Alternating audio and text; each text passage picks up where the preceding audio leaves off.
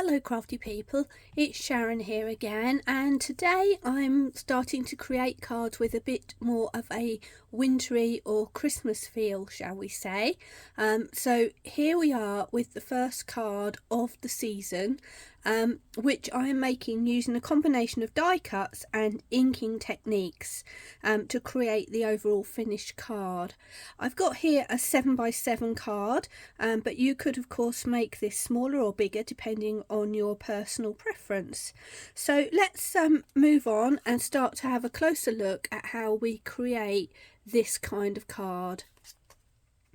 So first of all, I've got my 6-inch square piece of card which I'm going to use for my base for my colouring, and I've got this beautiful die cut which you've already just seen, which comes from Highlight Crafts. I've pre-cut it, and if you're interested in that, it's called the Twinkle Tales from the Snowflakes and Songbook set from Highlight Crafts.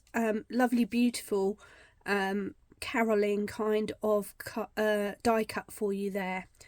At this point I must just apologise, I've had a terrible cold and chest infection the last week, so if I sound a bit funny, that's the reason why, but hopefully you'll still be able to hear what I'm saying and it will come across well. So just stick with me and just look at the fingers rather than listen to the voice. Now, if I bring back my original card, you'll see that we've created a wreath, which we're going to do a bit later, which is really easy to do. But kind of the thing that might put people off is actually placing that wreath and getting something that looks roughly round. Of course, it doesn't have to be perfect because it's a natural wreath, but we want to get it in the right place. So I have a little trick for that. Some people might use a compass. I find it easier to use one of your circular nesting dies. So what I do is I take my die cut and place it roughly where I want it to be, and then using my nesting dies I try and find one that I think might be a good shape that's going to fit well. So that could be a good one. Let's see if we want to go a little bit smaller. That might be better because it leaves a bit more of a margin around the edge. If I went any smaller, I think it might be a little bit too small, but let's see. Yeah, for me that might be a little bit too small.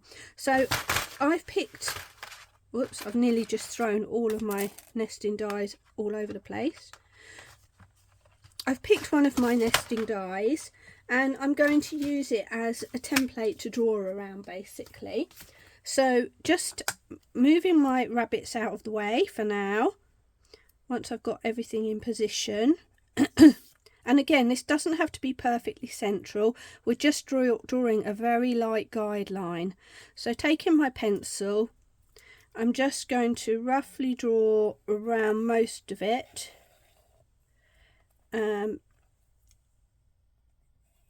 There we go, and leaving a little space at the bottom because I've got to put my snow in there, so I don't need a pencil line. I don't know if you can even see that, but there's a very, very faint line there, and that's going to guide you when you're actually doing your stamping. The next thing we're going to do is start to add the background colour. So what I have done is, first of all, I want to create a snow line. I've just cut out a piece of photocopy paper and I basically just drew a line on it, and if you can see I haven't cut it in a dead straight line, it's kind of a bit wibbly wobbly because I want to try and make a more natural look. And what I'm going to do is just position that somewhere where I think it might look nice. So if I bring my rabbits back in again, I kind of want them standing off the edge of this wreath, and I want a bit of snow going on behind them. I might in fact take that a little bit higher, and then we've got the snow sort of coming down like this. So that's going to be the start, and then the pencil line that I've got around the edge here is going to be the guideline for me to put my ink, so that I'm just going to sort of the edge of the wreath. Now for me, it doesn't matter what kind of brushes you use, but for this kind of thing I do quite like to use a round brush, just because I can direct it a bit more, a bit like a paintbrush. And I'm not going for a perfectly smooth blend here, I'm kind of going for something a little bit textured so that it looks more like a sky rather than a perfect smooth blend. And I am using distress inks today, so my first one is going to be squeezed lemonade, and I'm using these because I'm kind of creating a sunset scene, but of course you could go with dark colours and create a nighttime scene if you wanted. Now the key, as always, I'm just going to pop that up there, is a bit of scrap paper to dab off excess ink. Probably this squeezed lemonade is so pale you don't really need to, but what I'm going to do is create the beginnings of my sunset. So I'm just holding my brush ever so lightly, and I'm just going in there and just starting to add some colour in, which you may or may not be able to see. I've kind of created a bit of an archway. There we go. So that's our yellow, and I might come back to that in a minute. I'm going to swap brushes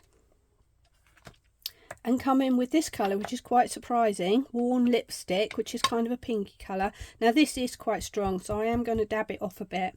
And then moving up, I'm going to start to add some of that. And I'm going to go into that yellow area. I don't want it to be a perfect arc. And if I start to run out, I can pick some more. And I'm trying to move in different directions so that all of my swirls don't go in the same way. But really, you're not going to notice too much because it's all going to merge together. There we are. This one's going to be a bit more stronger sunset than the previous one, I think. Okay, so I'm going again to roughly to the edges of my circle, because I know that's where my image is going to end. And now I'm going to go to a blue, which is Salty Ocean, and again picking up another brush, blotting off a little bit, we're going to put that in there as well.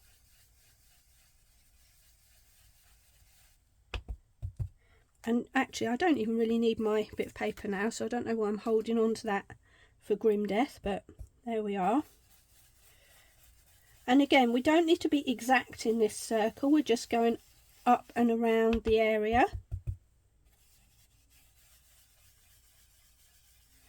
And we can go down as well. And you can make that as light or as deep as you wish. And this is a stronger sunset than the previous one, I think. So there we go. So you start to get the picture of what's going to be happening. We've got a sunset there, and when you put your die cut into the front there, it kind of pushes everything into the background a little bit, which is kind of what we want. Okay, so the next thing we're going to do is put a little bit of ground in, just so that we've got an idea where we want our wreath to end. So I'm going to bring back my piece of paper, and I'm going to place that somewhere to make a little bit more of a snowdrift. Now for this I'm going to go to some thinner brushes because I want a more direct application. So I've got tiny little stencil brushes now, and I'm going to start off with my blue again, Salty Ocean, dab quite a lot off, and then again, still touching very lightly, I'm just going to start to add some of that into my ground area and just let it naturally fade away. And then, just to give it a bit more dimension, I'm going to bring in a grey. Mine happens to be a Harmony one, but you can use any, for all of this you can use any kind of dye-based ink that you've got. So you could use Memento, you could use Lisa Horton, you could use Lavinia, or Distress Inks like I am, or Harmony. All of them will work, and if you don't have all the colours in one particular brand like I'm doing, you can mix and match. Now what I'm doing now is just bringing in that grey. Mine's getting a bit dried up, but I'm just adding a tiny bit of that grey at the baseline of that snowdrift. which doesn't look like much, but when you move it away, suddenly you can see the line and you get more of a 3D kind of effect. And I'm going to add another one now, so let's put that one down here and do the same sort of technique. So I'm going with my blue first, dabbing off the excess, coming roughly to the edge of my circle there, and then my grey.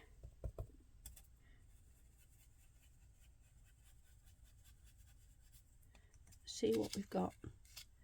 Need a little bit more grey.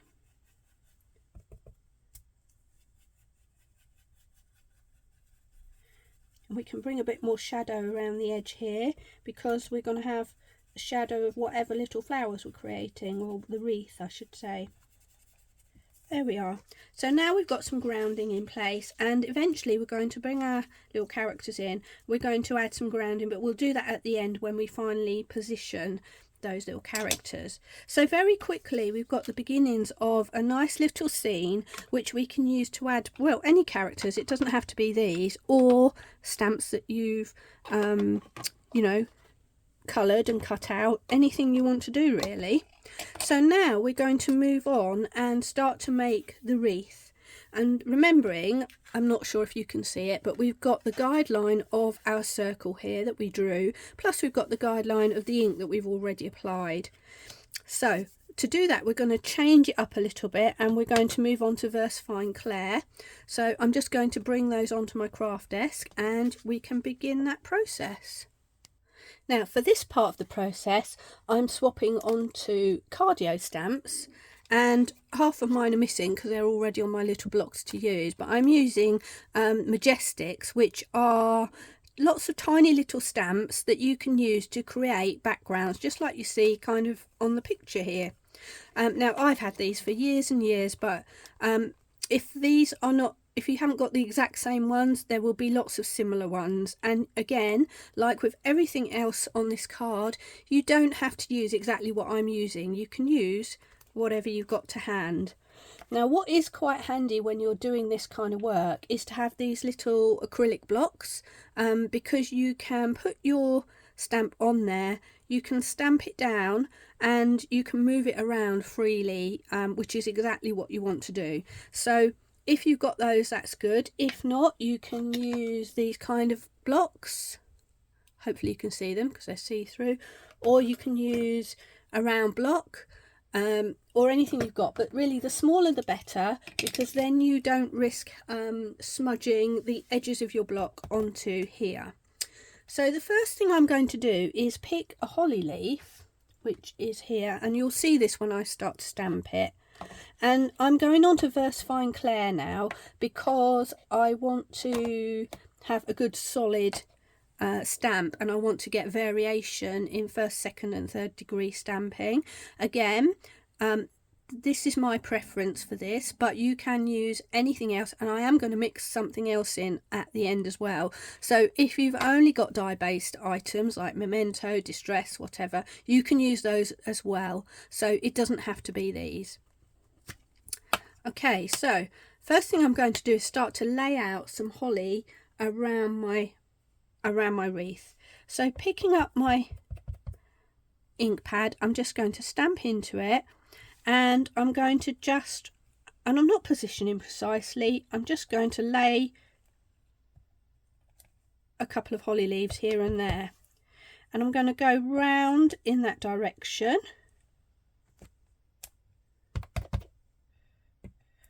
I'm not always doing the same.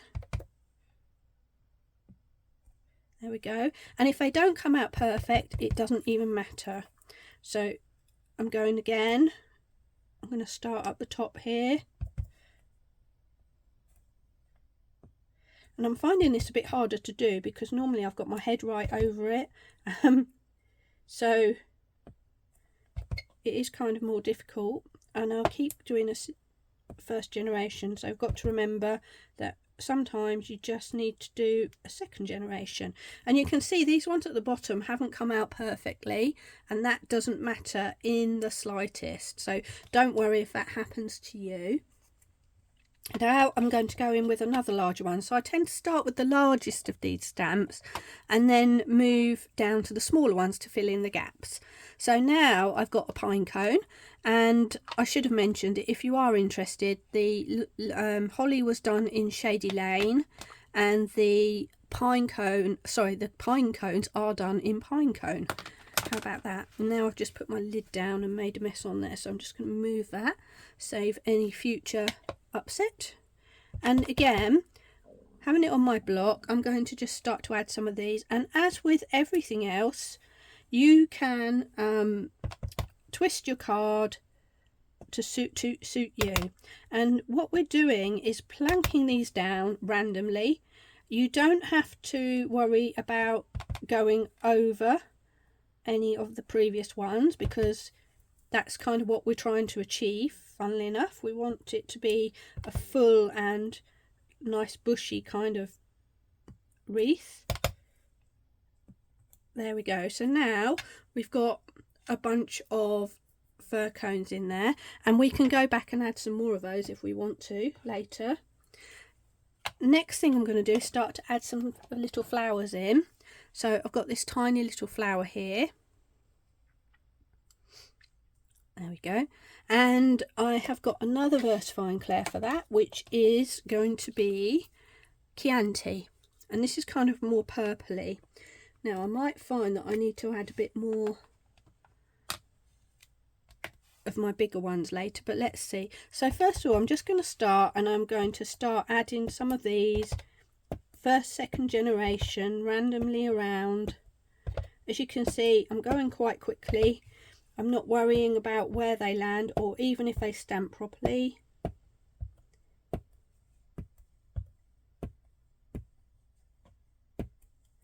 There we go. So we've got some purple ones in there, and I'm going to give that a quick clean, because now I'm going to come in with a more reddish colour, but I did not have the right kind of red in my Versafine collection. So I am going, believe it or not, with an oxide. So let's put that out the way for a moment. And here it is, oxide in barn door. And I'm going to do exactly the same thing. I'm going to start to add some of these flowers in, and you can see I'm just stamping them down.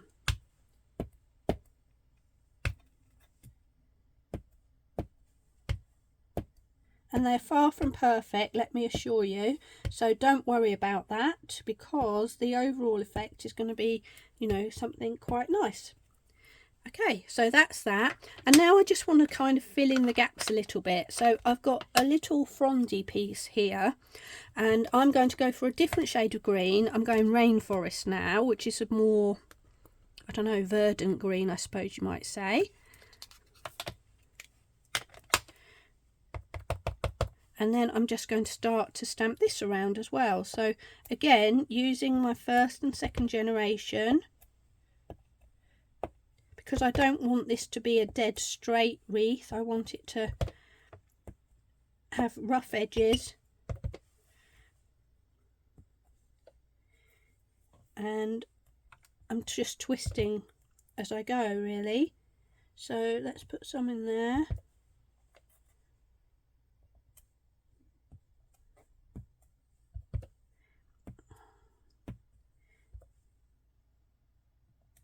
And I'm really just filling in the gaps.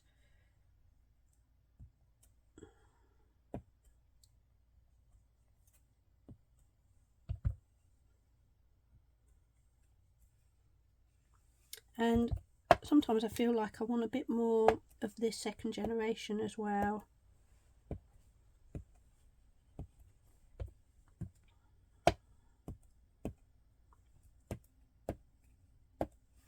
There we go, and before we know it, we've kind of got a wreath situation going on, and it's not perfectly round, and that doesn't even matter. It's not perfectly spaced on all four edges, and that doesn't matter either. But what we have got is what we think of as kind of like an archway, if you like, and that pencil line that we put down originally, you can't see that at all. If you can, no need to worry, you just simply take a rubber once this is dried and just gently rub away any areas that you can see the pencil. But trust me when I say you probably won't be able to see it by the time you've done all that. So now let's just bring in our rabbits again, just have a little double check, and they're going to go there. And that's really starting to shape up nicely. But our rabbits now look a little bit like they are floating. Or as the famous song might say, walking in the air. So we're going to now just ground those. And we're going to come back to our grey and our tiniest stencil brush. And putting our rabbits in position where we want them. Using my grey, I'm just going to pick some of that up and dab off, and I'm just going to skirt underneath the feet of these rabbits. They're not actually on the ground, they're not stuck, sorry, so I can literally go underneath them, and I'm just starting to add a little bit of that grey. Once I've got the basis for that, I can of course leave them there if I want, or I can move them away. But what I'm going to do is start to add some darker shade beneath them, so there's some shadow going on. And I'm not doing anything particularly arty here, I'm literally scrubbing from side to side, and I'm also going to bring that across there just to fade that out a little bit.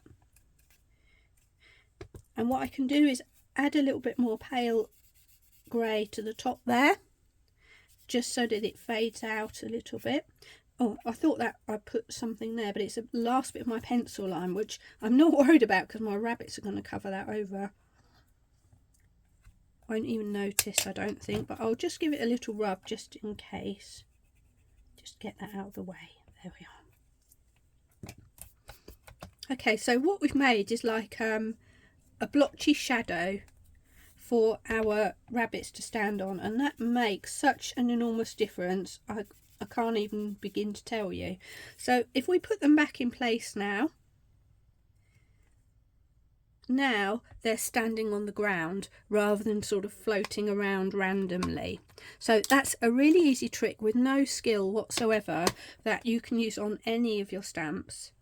The next thing I'm going to do is if I bring back my main card, you can see it's kind of got a double mount. One is a faux mount and one is a real piece of card. So I'm just going to put my faux mount in place now. And for that I'm using a piece of scrap card that's a bit bigger than my actual base card. And I need some scrap paper to put underneath just to protect my surface. So this is a proper piece of scrap paper. Look at that. All sorts of things on there. Never let it be said that I don't get full use out of a piece of scrap paper. And finally I'm bringing in an alcohol pen, and it's a coordinating colour, so I've gone with a green to kind of go with the greens on my wreath.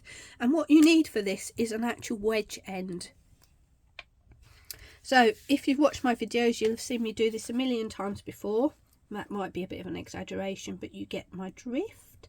What I'm going to do is take my piece of card and line it up with the edge of my base card, just leaving a little gap which I'm going to draw a line down, and then holding my hand down quite firmly to keep that card flat, I'm going to take the wedge end of my pen and just swipe it down very quickly down the side of my card. And when I lift that, you've got a nice little edge. So I'm going to go around and do that with all of these. Again, you don't need to get your ruler out and start measuring, just do it by eye. It's just giving that appearance really. And I think you'll find that naturally, I find for me anyway, you tend to sort of go roughly the same distance without trying. I don't know why that even is, but it does seem to be the case. So you know, just rely on yourself, trust in yourself, and give this a go. If it's something that you're really nervous about and you don't want to ruin your card, I would say do it first before you start adding all of this, because it really is a nice effect, and I think that just adds a beautiful finish to our card. It just gives it an extra little lift, which I really like. Okay, so what do we need now? Time for my confession. So when I was stamping this one, I was using one of these blocks because I thought it'd be easier, and I couldn't find my other blocks, if I'm honest. And what happened is I did get some smudges from the edge of that block on my actual card, so I ended up covering them with some little birds in a flock. But I thought actually in the end they look quite nice because it's sunset and the birds are all going off to roost. So I thought, okay, I'm going to do that anyway. So to do that, I have got a fine liner pen. This is a 0.3. And all we're going to do, if I just demonstrate on my scrap in a really large shape, we're going to kind of do a curvy V shape like that. So really simple, that's it, but smaller.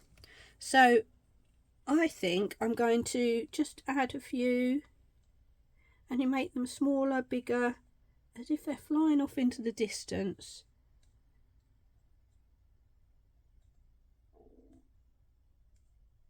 Some of them are just dots. There we go. So we've got some birds flying away in the distance. Now we're ready to start to mount up. So I have got some coordinating card. So the original piece of card was 6 inches square in my case. This extra bit I've made 6 1/4. And I'm just going to glue it on for a second and leave it to dry for a second while we just deal with the die cut as well. So let's just put that in place.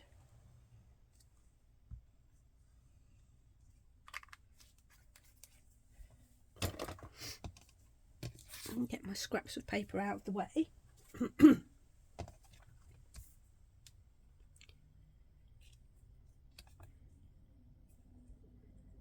There we are. So for this piece of real matting, I'm kind of going to match with these little flowers a little bit, and also some of the clothes on the rabbits.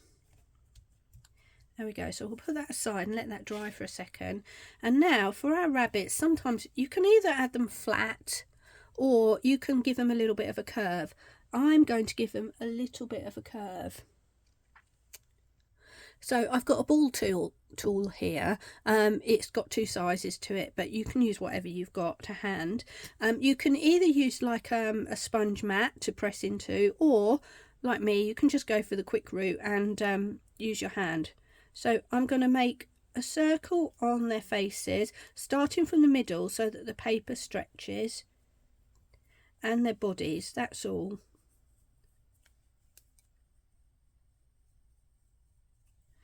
And same on this one.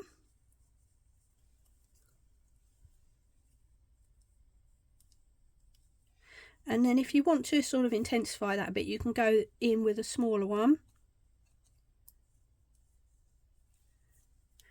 But we're just looking for a little bit of a lift here, because obviously conscious that if these are going to get posted, we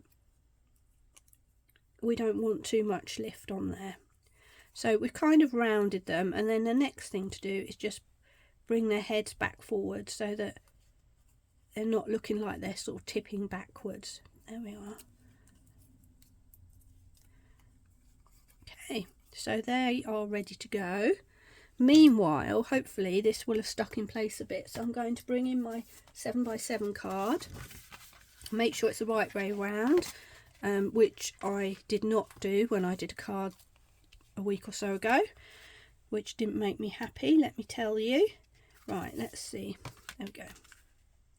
And we're going to stick this in place on our card.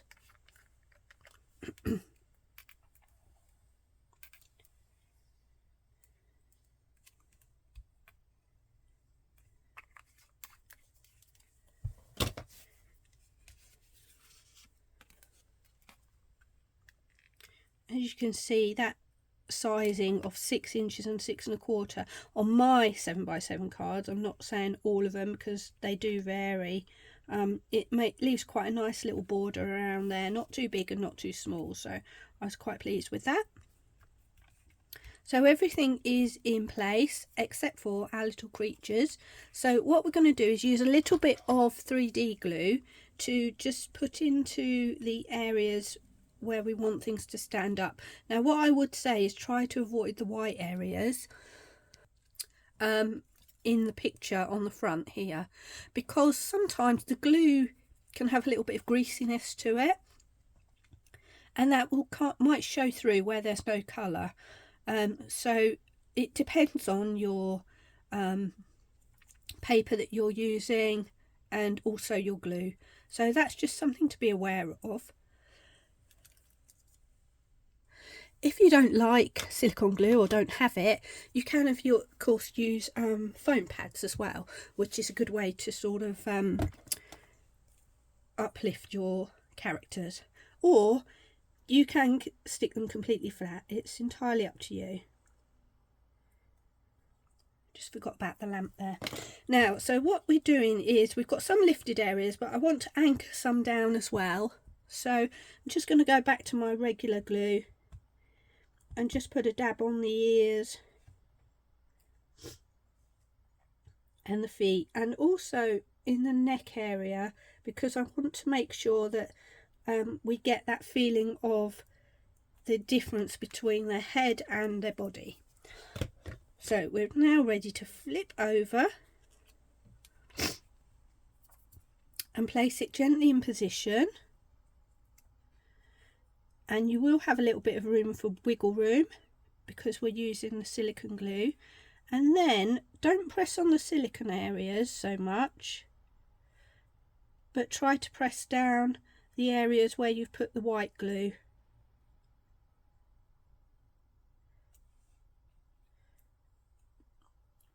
That way we're not squashing out that glue that we just applied, but we're going to get our characters to stick to the background. And where their scarves are, I put a bit of that white glue as well. So what that means is that their heads will come forward, their scarves go back a bit, and their bodies come forward as if the scarves are tied around their necks. And there we have it, our final card. I'm just going to bring in a little bit of a background paper so you can see it without all this grid around, and I'll be back in a moment. So here we are, our final card. Let's see if we can just zoom in a little bit.